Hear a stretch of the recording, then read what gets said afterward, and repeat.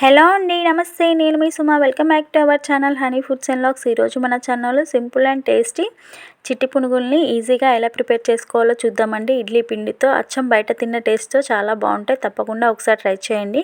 ఇక్కడ నేను 1 కప్ ఇడ్లీ పిండి తీసుకున్నానండి. మార్నింగ్ ఇడ్లీ చేశానండి. మిగిలిన ఇడ్లీ పిండిని 1 కప్ తీసుకున్నానండి.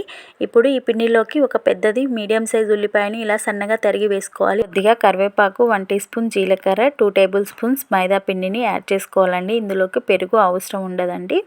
మైదా పిండి 2 టేబుల్ స్పూన్స్ అయితే సరిపోతుంది. పించు సాల్ట్ వేసుకుంటున్నానండి. ఇడ్లీ పిండిలో ఆల్రెడీ సాల్ట్ ఉంది కాబట్టి పించు అయితే సరిపోతుంది.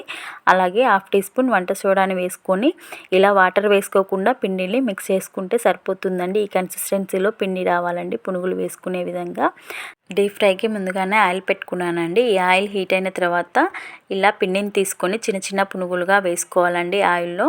ఈ పునుగులు అన్నీ వేసేటప్పుడు మాత్రం ఫ్లేమ్ని మీడియంలోనే పెట్టుకొని పునుగులు వేసుకోవాలండి. ఇలా ఆయిల్లో నుంచి పునుగులు పైకి తేలిన తర్వాత మాత్రమే గంటెని పెట్టి మిక్స్ చేసుకుంటూ పునుగులన్నీ కూడా ఈవెన్గా కాలేలా కాల్చుకోవాలండి.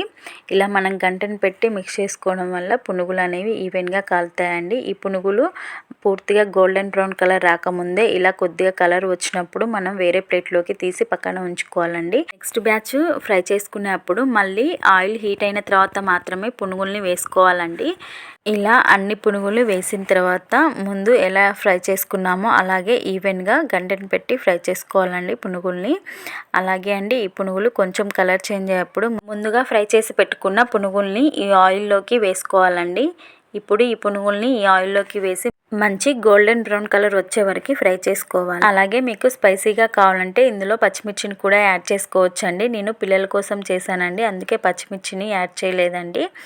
ఇలా ఫ్లేమ్ని హైలోకి పెట్టుకొని గోల్డెన్ బ్రౌన్ కలర్ వచ్చే వరకు ఫ్రై చేసుకోండి. పునుగులు డబల్ ఫ్రై చేసేటప్పుడు ఈ కలర్ వస్తే సరిపోతుందండి. ఇప్పుడు ప్లేట్లోకి తీసుకొని సర్వ్ చేసుకుందాం. ఈ పిండిలో ఎక్కడా కూడా పెరుగును కానీ వాటర్ని కానీ యాడ్ చేసుకోలేదండి. కానీ ఇలా క్రిస్పీ పునుగులు అనేవి మనకి రెడీ అయిపోయాయి.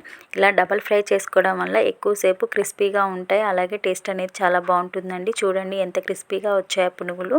మీరు తప్పకుండా ఒకసారి ట్రై చేసి చూడండి. ఓకే అండి, మీకు ఈ వీడియో నచ్చితే ప్లీజ్ లైక్ చేయండి, షేర్ చేయండి, సబ్స్క్రైబ్ చేసుకోండి. Thanks for watching.